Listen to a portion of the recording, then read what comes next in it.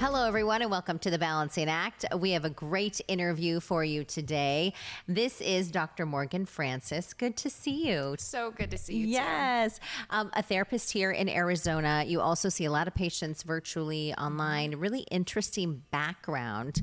What are you seeing patients for these days? Because it's kind of shifted over the years. Yeah, so I see individuals, I see young adults, families, and couples.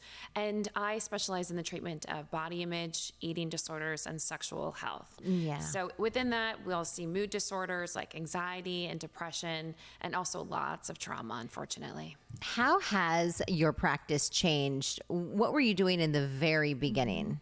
So in the very beginning, I was working at a private practice here in the Valley called Psychological Counseling Services, and we specialized in IOP, or Intensive Outpatient Program, which was a focus of sexual compulsivity, infidelity, and pornography. So I worked there for about 10 years working with primarily men who were struggling with their own sexual health.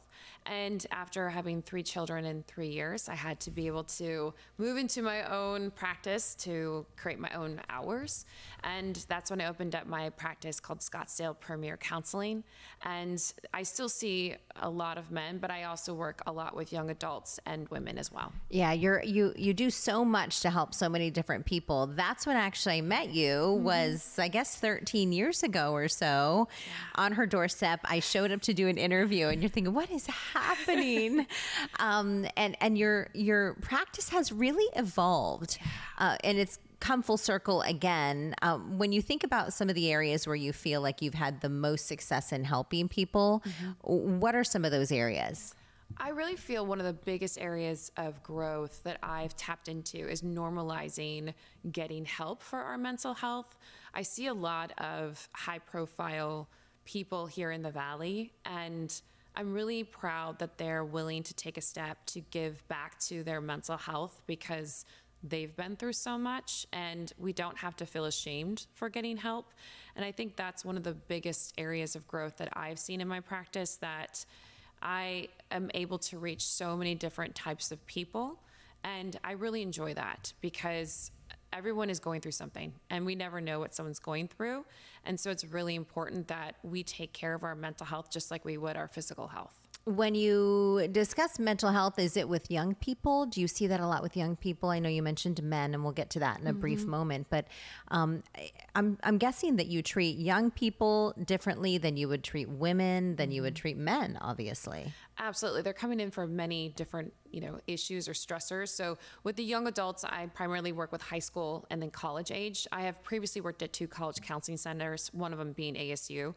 So I have a vast experience working with the college age population, and they're experiencing loneliness, they're experiencing self-esteem issues, relationship challenges, also, finding who they are. I mean, it's a really sensitive time, but also a very exciting time for them with this newfound freedom and learning how to take on, some more serious issues like substance abuse or sexual relationships. So with high school students, I see a lot of athletes, lot of, let's say, volleyball players or dancers, soccer players. So they're dealing with their own challenges, balancing academic and then sports, and learning how to work with a coach that they may not get along with, or a teammate that's really causing them problems, or their own body image issues along with that.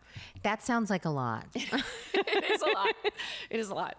I mean, I think for grown-ups, for adults, it would be hard to manage all those things. But when you think about it, and then you add on social media and reminding them that it's a highlight reel and not necessarily something that is done every single day, or, hey, that person you may not even look like that because of the filters and things like that.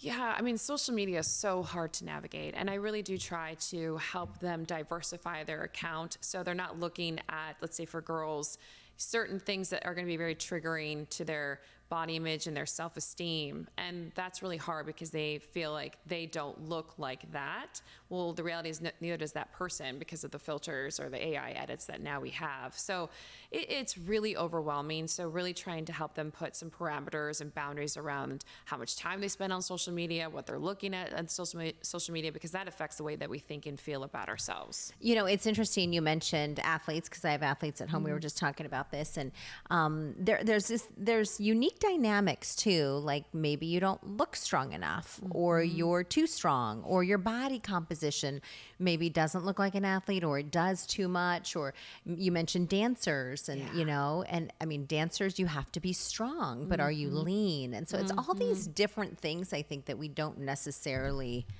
think about even as adults. We're trying to understand where our kids are coming from. Absolutely. And there is a lot of pressure on young boys to look a certain way and look very strong way before, you know, their bodies have fully developed. So it's not just a female issue, it is a male issue as well. And we see it a lot on social media. And I think I'm glad you brought up the male aspect, because they also develop later. Yes. Usually. Yes. And middle school, I feel like, is that time where you have some kids who have really developed. Yeah. And you have other kids who are like, hold on, you're a late bloomer. Yeah. You'll get there. You know? And that could breed a lot of insecurity, feeling like, you know, something is wrong with your body, and it can bring up a lot of questions. So, I mean, it's not just that I see, you know, the young adults. I also see parents not knowing how to talk with their kids and have these, you know, really in-depth, down-to-earth conversations that can be very uncomfortable. So helping parents navigate that as well. Yeah, you're like, this is a safe space. Yes. Let's talk. They're like, no, Mom, I don't want to have that conversation with you. You know, one of the areas that you've really started to work with is men, right? And you did in the beginning, but now it's come full circle. And it's, again, what are you seeing with men specifically? You know, I really am seeing an increase in men being also unhappy in their marriage, not feeling the connection that they're wanting, not knowing what to do, not really having the ability to know how to communicate, so they don't. And so they're stuck in their own avoidance, and they don't really have the vocabulary to be able to express their feelings. So yes, they're really also having a hard time navigating the responsibilities that are put on them with, you know, bringing in, let's say, maybe financial stability and security, and then also being there as a father and a husband. And, you know, they're overwhelmed. So them coming into my office creates a safe space for them to talk about these issues. You know, and you've also worked with them through some sexual issues as well. Yes. Is that difficult to have those conversations? I feel I've been doing it for so long that sometimes I have to remember, like, they may be more uncomfortable than I am, right? Because I'm used to asking really personal questions, because that's what I do for a living. And but I know that sometimes it can make them feel uncomfortable. So I often will preface it saying, there may be questions I ask that you're not ready to answer, and that's okay. We can pause on that or come back to that later. But it is my job to be able to understand fully what's going on, and to be able to, you know, understand the capacity and the effects that, you know, your sexual health and, you know, problems with your sexual health are and how they're affecting you. They're like, okay, let me give you the details of what happened here. Yes. I do have to ask, because you're beautiful and smart and successful, and you're married. What is that like for your husband? What are his thoughts on this, or does he purely see it as a profession? You know, I'm really grateful that I am in a relationship with a man that's very secure, and he gets a kick out of it. He's never expressed any worry or concern. I mean, there's been times where, you know, I have had men become, let's say, obsessed, and so I've had to just watch out for my own safety.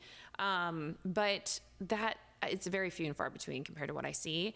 And I'm really good with boundaries. Good. And we talk a lot about boundaries. And so, I mean, if I felt that a man was flirting with me, or, you know, a long time ago, I had a male like wink at me in the middle of a session. I'm like, what is that? That's not appropriate. Happening? Yeah. We're not gonna, let's talk about that, because that's not going to happen again. Yeah. So yeah, I mean, I just call it out, and I really don't have a problem calling it out. And I think that's why I feel like why I do a good job with it, because we just talk about it, and then we work through that. But I hold pretty good boundaries. You know, when you talk about sexual issues, what are some of the specific things they're having issues with? Is it intimacy? Is it emotional intimacy? Is it physical, or maybe both? All of the above. Yeah. All of the above. Definitely We sexual don't intimacy. normally think of that as something that men deal with, right? Maybe they're good at hiding it, or they don't necessarily always want to talk about it. Yeah, I think they don't always want to talk about it and don't know how to talk about it, because they're not talking about it with each other. And so, they usually something happens for a man to come in, whether it's like affecting his work or it's affecting his marriage. So men don't typically come in just to come in to sit down on my couch and talk about life. They come in because I'm at a crossroads and I need to get this under control, because if I don't, something's going to break, and it's either my career or it's my marriage. And I don't really want either one to be affected by this. So we need to get a hold of this. And so we do, and we talk about those personal sides of them that they may have shame around, right? That, they are dissatisfied with their sexual intimacy. They are feeling insecure about their genitals. They are feeling insecure about their own body image. They don't know how to satisfy their wife, and they don't understand why they're not having sex. And it's been, months or years since they've had sexual intimacy, and they don't understand why.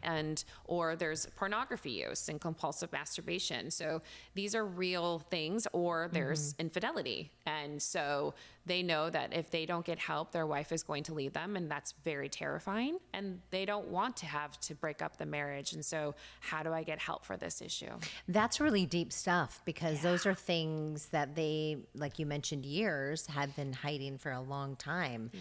When you're speaking with those clients, I'm guessing it takes years to unravel and maybe to heal from those situations. Some yes, some no. It really depends upon the patient and how motivated they are and how willing they are to really look at themselves and call out their own, I would say, defenses or BS, ways that they are truly part of the problem. So I think we have to look at our own behavior to understand, okay, what part of this am I adding to the problem or the dynamic with my spouse, and what can I take responsibility for, and how can I lead with empathy?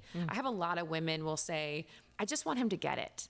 It being her experience, it being her emotions, it being the pain that's been, occurred between them. And so it's really about me helping him to see what's happened between them and have the ability to verbalize that in a way that she has ears to hear. So he comes in, he sees you, and then at some point, does the wife come in as well? That can happen. And so that's often called what's a collateral session, meaning I'm not there to treat her, because for me, a boundary as a therapist is not to double dip, meaning I don't become the individual therapist and the couples therapist simultaneously. And the reason for that is because if I'm meeting with, let's say, the husband individually, I know a lot about him that he may not have even shared with his wife. And so if they want to come in for couples therapy, now I'm already a secret keeper from her. And that's not fair to her. Yeah. So I need to make sure that they find another therapist that they can work with, just to focus on the couples dynamic. Right. And then I remain his individual therapist. When that transitions from just treating the husband or the man, and then turns into like a couples therapy session, how to approach that? So we often have treatment goals, that things we're working towards in order to improve our mental health, the quality of our life. So when those treatment goals start to be made or met, that's when it's really important that we bring the wife in, or let's make a suggestion to start working with the couples therapist at this point, because the communication needs to be another focal point. I mean, everyone has breakdown in communication. So it's really important that he's able to communicate what he's working on, the steps that he's made to change his behavior, and how he wants to have a better, more intimate relationship with her. I think communication, it's so interesting how that can be something that can either break a marriage or build it, especially in the bedroom when you're talking about sexually. And how you mentioned that there may be things that that the wife doesn't even know. Yeah. Do you help facilitate him sharing that, or you just kind of leave that up to him in terms of when he wants to share some of those important things with his wife? Well, it depends upon what the topic is. I mean, clearly we want them to establish emotional intimacy and safety. But if there's things that, let's say around infidelity, oftentimes the wife wants to know what happened, who were you with, like where did it happen? When did it happen? All the details, right? Us ladies we want to know everything. We want to tell me it all. Yes. And while that is extremely important, disclosure can also be a very painful process and one that actually can exacerbate the traumatic symptoms. So we have to create a fine line between, now we're telling details that are so painful to hear that I often say the devil's in the details. Like Yeah. at this point, it's not going to help the marriage. It's not going to help you. So let's figure out what makes sense for her with the disclosure so that she's not continuing to be traumatized by the details. And let's work on how we can start to repair the trust, because that's really what needs to be repaired. And when you're talking about repairing something in this situation, there is also like this, I guess, this issue of forgiveness, right? That needs to happen, especially if you're thinking, okay, well, maybe he doesn't want to share all those dirty details about what happened because he's ready to move on and feels shame. And then it's like, as a wife, you almost have to walk her through a little bit, do you? Like into the forgiveness process. Yeah. And you know, what's interesting, Celeste, is it's not just forgiving him, it's forgiving herself, right? Like, how did I not see this? Right? I mean, I'm smart. I mean, I have plenty of women will say to me, I feel so stupid. I feel so foolish, and I'm not a stupid person. And you're right, you're not. And I often tell them, you weren't meant to see it. It was designed to deceive you. It was designed for you to question your own reality and take his for granted. We always say there's like this woman's intuition. Yeah. Is that like a real thing? It's a Like, real do you thing. tell women, okay, trust your intuition? All the time. All the time. I'm always telling the women, trust yourself. I say it probably the most, almost every day. Trust yourself, because your body knew. Even though you didn't trust what your thoughts were telling you, your body knew something was off, and it's never been wrong. So, and again, I'm so sorry that happened to you, that he created this dynamic where you abandoned yourself and you trusted him more than yourself. And so that's where the forgiveness really comes in. Do you talk to couples about how healthy it is, like to have sex a certain number of times a week, or to be intimate, or what? Does it depend on the couple? What is healthy? I get that question a lot, and what's healthy is what's healthy for the couple. So everyone's got their own past sexual health and their preferences and what they need and their lifestyle. So there's a lot of factors. But there's been this myth that women are not interested in sex, and that's the furthest thing from the truth. Women are very interested in sex. They just don't want boring sex. And so if you want your wife to have sex with you, then stop making it boring. There's a deeper conversation there, I think. Is. That needs to I mean, that's happen. like, then make it so it's not boring. And so that is something that you also talk to men about. Like, Yes. make it exciting. Make it exciting. Especially if it's supposed to be a fun thing. Absolutely. And we talk a lot about love languages, right? We all know about our love languages. Well, I also talk about, like, we all have a preference in how we like to be touched, and we often touch the way that we like to be touched. So it's important to know how your wife or, your husband, vice versa, likes to be touched. And can there be compatibility in our sexual health and sexual intimacy about that? And understanding fantasies. I mean, Celeste, I could go on and on. That's why this is like open mic for Dr. Yes, Francis. all the things. Do you have that conversation with them about, okay, let's understand our love languages and how we move forward in that with our physical love language? Yes, it's really important to talk about love languages, and also to make sure our partner knows what our love language is. It does no good if I know my love language is quality time and my husband doesn't, and we're not spending any quality time, right? So it is important that work, again, goes back to the communication. How are we communicating that? That's how I actually experience love, because there was something maybe I didn't get to spend time with my caregivers. My parents were so busy that I was on my own, or I felt neglect. So quality time, if that's my love language, that means a lot to me. And that's how I feel valued and seen and like I matter. So if I'm not getting that in my relationship, you can see how that would affect a person's value, right? So it is important that we're talking about that, and we're communicating not only with our love language, but our touch preferences. Okay, so how do we approach that in our relationships? Let's say as women, as how do we approach that with our significant other and talk about how maybe our needs are not being met? It's a great question. And I think sometimes it can be, I was reading something, or I saw something online, and I was thinking we could both kind of sit down, and I would take the love language quiz and you take the love language quiz, and then we'll guess what each other's are, and then we'll meet and we'll talk about it. I think for men it's pretty easy to figure out. Yeah, probably. But it's not just that one. It's okay, what's the one below that? Because that's also really important to know. Because that I would consider almost like a foreplay. Like, okay, if his is acts of service, then I'm going to do that. And then maybe eventually then it leads to physical touch. Yeah. And the main thing too is we need to be better at complimenting one another.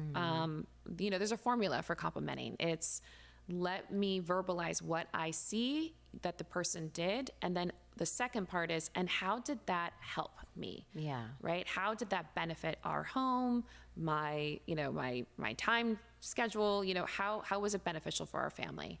And so being able to give a compliment is really important. Being able to see and observe and then verbalize. Like, I really appreciate you took the trash out.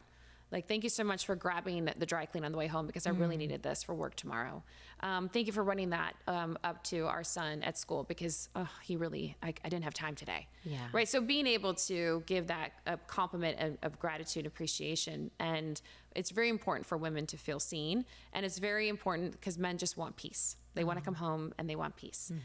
But in order to have the peace, you have to be able to see what she's been doing. I'm glad you mentioned that. We had some friends. They had a divorce, and the husband told my husband. He said, "I just never got an attaboy. Like, it was like I was working and working and working, and no one ever said. She never said like, great job, or hey, thanks for paying the bills. Thank you for providing this life, or for feeding the family, or picking up dinner, or whatever." Yeah. And you mentioned something that it's good for the family, because I think maybe it's good for your kids to see you get along in different ways. And even if they see you kissing in the kitchen, like, you know what I mean? Yeah, like, it's like, oh, totally. Mom and Dad love each other. They're seeing something there. Yes. Physical affection, those displays in front of their children that are appropriate are super important for our children to see, because that's how, again, we can help them feel safe around physical affection in general when they are at that stage. Yes. Right. And so I like how you said when it's appropriate. When it's appropriate. When it's appropriate. That is an important term. Yes. How do you share, speaking of family, how do you talk to your kids about sex? Oh my gosh, it's such a great question. Well, I think we might need a follow-up session too here on Balancing Act for that. I know, but let's get started and let's talk about just kind of how do you even begin that conversation, and what is the right age? That's hard. That's hard too. I think the right age is based on, one, your kid, two, their access to social media, right? Oh, yeah. Because they have access. And so they're seeing things that you don't realize that they're seeing, but they're seeing things. Yeah. And then, their friends are talking about things. So I really think it's very individualized, but it's so important to talk about this. I was just talking to my best friend, and she said her husband was taking out their 11-year-old son to go have the sex talk. And I was like, that is amazing. You guys are going out to dinner? Like, this is exciting. But yes, he was going to sit down and just explain things. And I think it's also important to, when I've spoken to my teenage daughter, I use very obviously medical terms. I use psychoeducation. This is what this is. So I give background information. Your conversation is probably a lot better than most. I hope that it's effective and it makes her feel safe. And I think it does, because what's been really interesting is that her friends will be like, "Can you ask your mom? Can you ask your mom this question?" And that's really good. And so then they'll want to like FaceTime and then have me come in the room. Oh, wow. And they'll be like, "Miss Morgan, there was something I read in a book," because there's all these young adult books that are out there, and there was something I read in a book. I don't know what that means. Can you explain it? I need you on speed dial when my daughter. I know, right? But I think having those, actually they're pretty uncomfortable. Like, my kids have always been like, "Mom, okay, I know," and I'm like, "No, I think we just I need to say this, so just listen to me. Like, I need you to hear me say these words. Yeah. Like, about, this situation or that situation when it comes to sex." But I think it is a little uncomfortable for a lot of kids to have that conversation with mom and dad. I think it's more uncomfortable for the parents. I think the kids are ready. They're already talking about it. They're already talking about it. They're already exposed, and they already have actually probably more information than we realize. Yeah.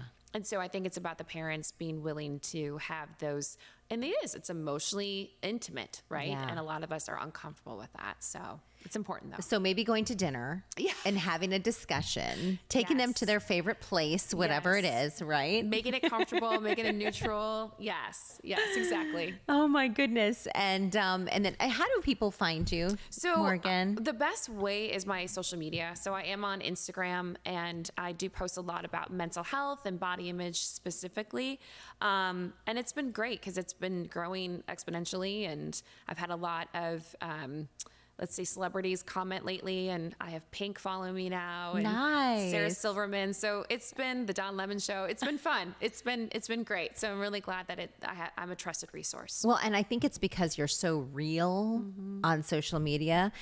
Please give her a follow because she really follows has some great information on some important topics, I think, that really affect families. Yeah.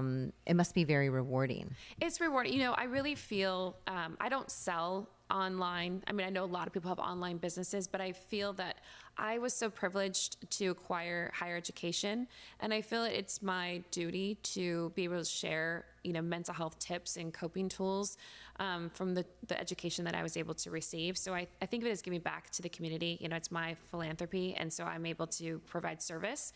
And so that's where I want, my page to be a resource for individuals to come and feel safe. Awesome. Well, thank you for joining me. Thank you so much for having me.